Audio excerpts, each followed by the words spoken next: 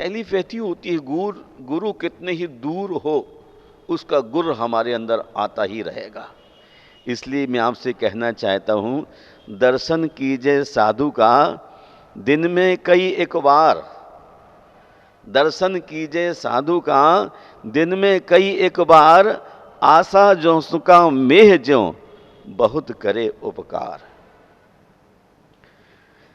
साधु संत का दिन में कई बार दर्शन करना चाहिए। जैसे आसौच की बरसात खेती को बहुत लाभ पहुंचाती है, उसी प्रकार साधु संत का दर्शन बहुत ही सुखकर, बहुत ही आनंदप्रद होता है।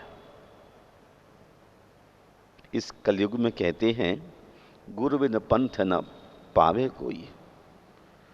गुरु बिन पंथ न पावे कोई, किति को ज्ञानी ध्यानी होई। आदमी कितना भी ज्ञानी ध्यानी क्यों ना हो जाए, गृहस्थ, लेकिन बिना गुरु के उसके लिए मोक्ष का मार्ग नहीं मिल सकता है। मोक्ष का मार्ग जब कभी मिलेगा तो भेद विज्ञानी गुरु के माध्यम से ही मिलेगा। डिग्रियां व्यक्ति के पास बढ़ रही हैं, अनुभूतियां घटती चली जा रही हैं। जग में शरणा दोय, शुद्धा तम अरु परम गुरु। दो ही तो हमें शरण है। जब व्यवहार की भूमिका में होते हैं तो हमारे लिए परम गुरु आस्था का विषय है, और जब निश्चय में चले जाते हैं तो शुद्धात्मा हमारे ध्यान का विषय बन जाती है। मैं आपसे ज़्यादा कुछ नहीं कहना चाहता हूँ, पर इतना अवश्य कहना चाहता हूँ, इस कलयुग में भी यदि हमारा अपने गुरु के प्रति अपार श्रद्धान बना रहता है तो हम आज भी अपने लक्ष्य को प्राप्त कर सकते हैं। काल चतुर्थ हो अथवा पंचम हो, ये ज़्यादा कोई प्रभावशील नहीं हुआ करता है। अच्छे कार्य करने के लिए मौसम नहीं, मन चाहिए। और जब मन अच्छा होता है तो मनुष्य अपनी जिंदगी को महान कर लेता है। हे सद्ग्रस्तो, जिस प्रकार तुम अपने वंश की परंपरा को चलाने के लिए प्रत्योत्पत्ति तथा उसमें सद्गुणों को बढ़ाने का प्रयास प्रयत्न करते हो, उसी प्रकार जगत बंधु जिन धर्म की परंपरा को चलाने के लिए नवीन मुनियों को पैदा करने का तथा जो वर्तमान में मुनि हैं उनमें श्रुत ज्ञान का साधन कराकर गुणों का उत्कर्ष करो। गुणों का उत्कर्ष करने के लिए हमें प्रयास करना है। अपने कुल की परंपरा चलाने के लिए आप तत्पर रहते हैं, लेकिन धर्म की परंपरा को चलाने के लिए उसी प्रकार आपको तत्पर होने की ज़रूरत है। मैं अपने परम गुरु के चरणों में श्रद्धा के सुमन अर्पित करता हूँ और चाहता हूँ कि भगवान मैं कभी अपने पथ से चूक न पाऊँ। कलयुग है, चारों ओर सघन अंधेरा है, चूक न पाऊं।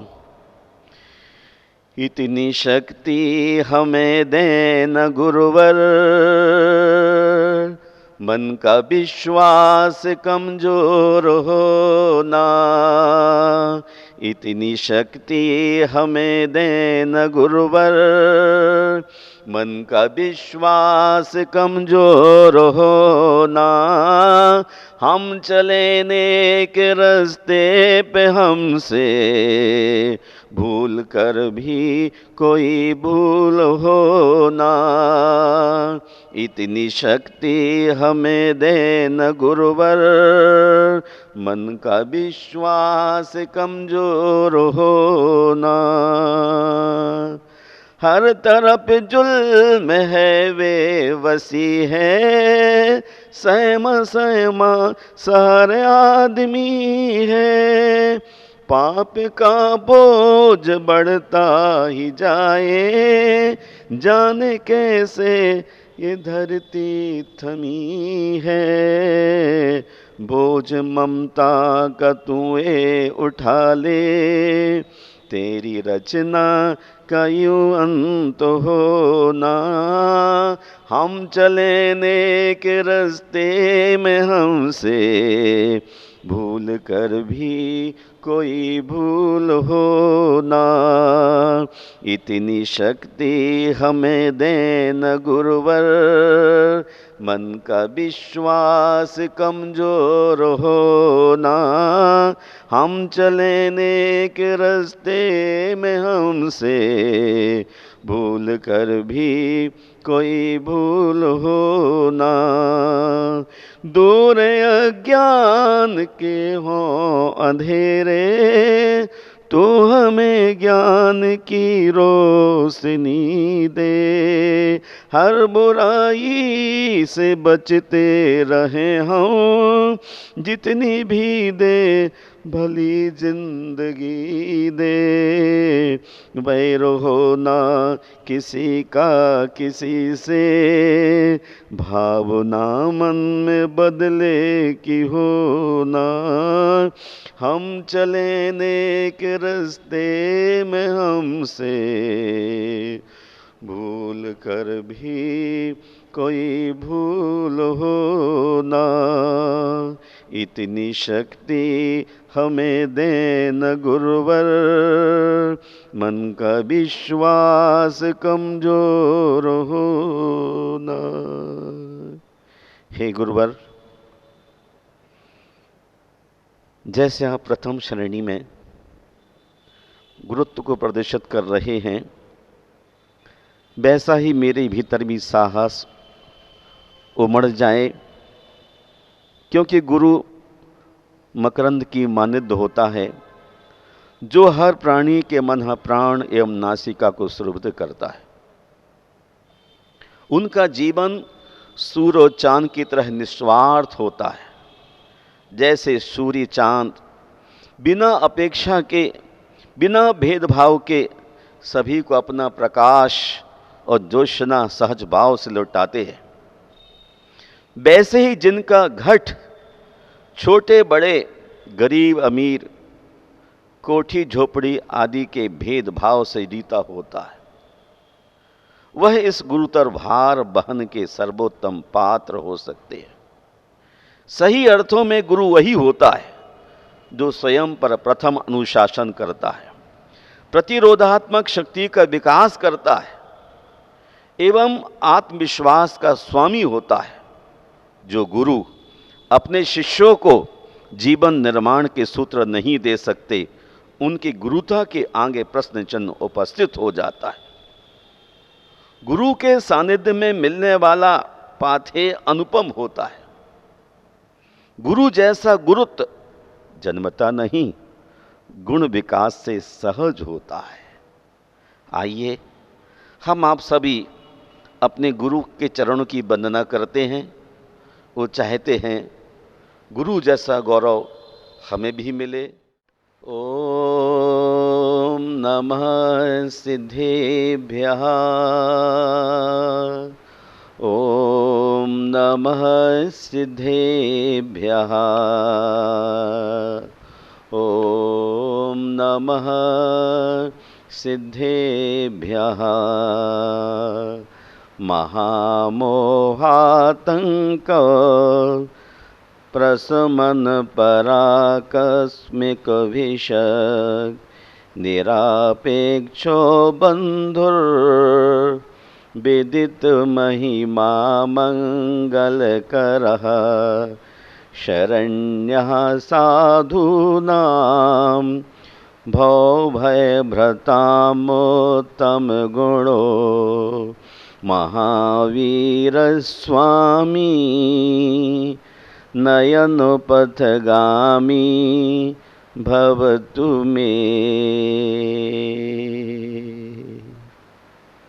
जय बोलिए विश्वबंद भगवान महावीर स्वामी की जय।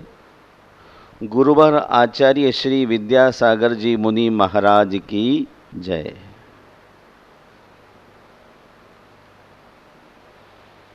धर्मस्नेही बंधुओं, व्रतों में व्रत ब्रह्मचर्य, रसों में रस नमक और कर्मों में कर्म मोहिनी प्रमुख है। मोहम विधत्ते विषयाभिलाषा। महाकवि भारवी किरात अर्जुनीय में कहते हैं, विषयों के प्रति आसक्ति मोह उत्पन्न करती है। विषय क्या है?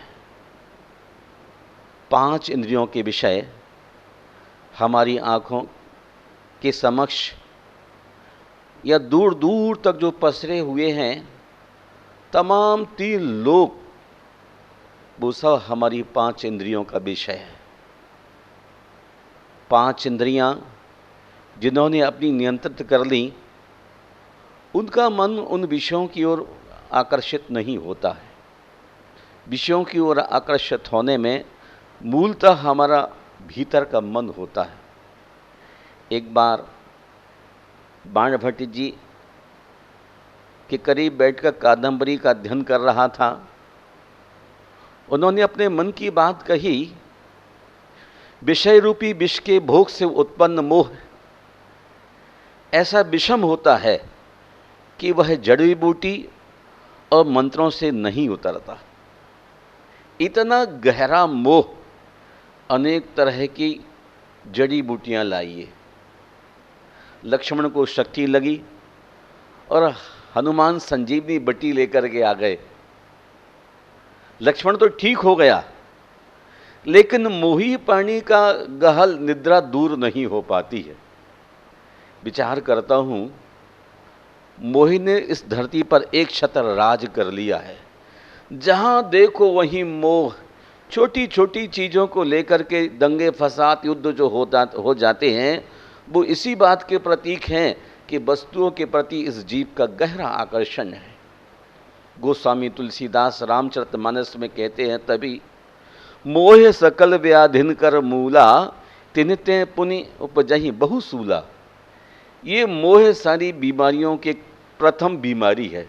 मोह सकल व्याधिन कर मूला, सारी बीमारियों का मूल कारण है मोह।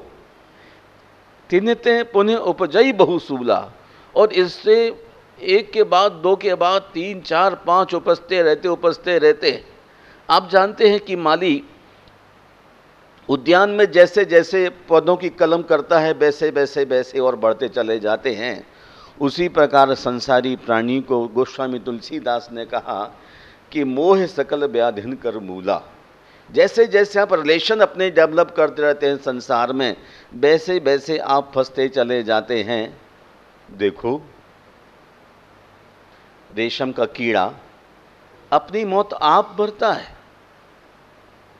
संसारी प्राणी एक होता है मोक्ष की तलाश करने वाला, जब शादी करता है 2 हो जाता है, कुछ दिन के बाद 3 हो जाते हैं, कुछ दिन के बाद 4 हो जाते हैं, और बढ़ते बढ़ते परिवार में अनेक सदस्य हो जाते हैं। लेकिन मोक्ष प्राप्त करने वाले व्यक्ति को अकेले होने की आवश्यकता है।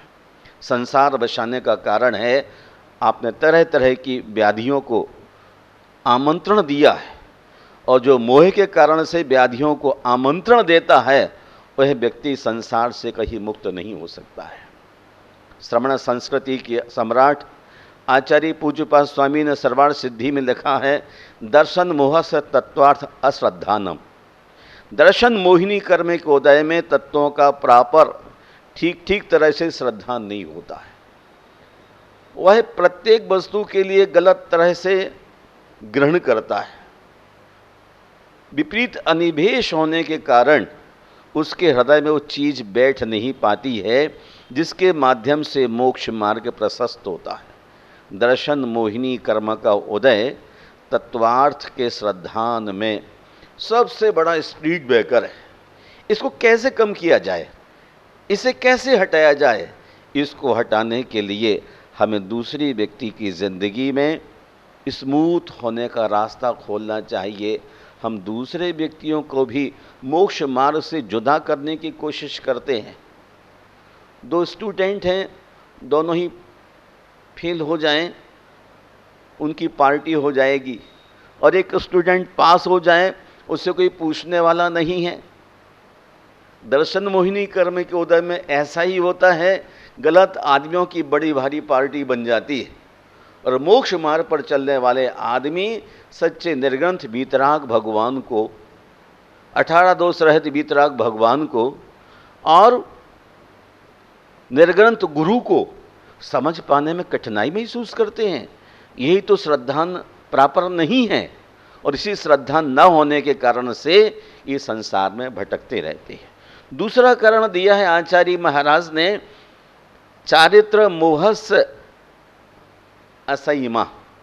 चारित्र मोहिनी कर्म के उदय होने से यह जीव संयम को धारण नहीं कर पाता। अच्छाई की डगर पर कदम इसके लिए आकाश कुसुम जैसे होते हैं। बुराई के पथ पर चल ही रहा है, लेकिन अच्छाई के मार्ग पर चलने के लिए इसका हौसला बड़ा कमजोर है। हौसले को बुलंद करने के लिए सत्संग की आवश्यकता है। सत्संग में जाने के बाद व्यक्ति का मोह क्षीण होने लग जाता है। ज्यों की देहों धर दीनी चंदरिया।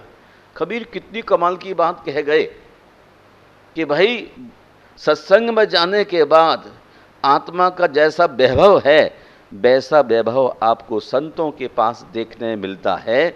इसलिए संतों के चरण पाद मूल में बैठ करके अपने चारित्र मोहिनी कर्म को ढीला करने का पुरुषार्थ करो। लोहा पारसमणि के पास जाता है तो लोहा पारस हो जाता है, और अकेला पड़ा रहता है तो लोहा ही बना रहता है। इसलिए लोहे को पारसमणि के पास जाने में ज़्यादा आनंद आएगा, फायदा मिलेगा। इसलिए हमारा निवेदन है कि जैसा आचार्य भगवान ने कहा है कि चारित्र मोहिनी कर्म के उदय को ढीला करने के लिए संतों की समाज में उनके पाद मूल में बैठना चाहिए। क्यों, आप जानते नहीं, ये मोहिनी कर्म 70 कोड़ा कोड़ी आयु वाला होता है। कोड़ा कोड़ी किसे कहते हैं? 1 करोड़ में 1 करोड़ का गुणा करने पर कोड़ा कोटी होता है, और 70 करोड़ की आयु लेकर के यह जीव संसार में भटकता रहता है। हमें ऐसे समय पर ध्यान के प्रणेता आचार्य शुभचंद्र ज्ञानारण में हमें सिखलाते हैं, अयमात्मा महामोहा कलंकी येन शुध्यति तदेव स्वहतम धामा तच्च ज्योति परम मतम।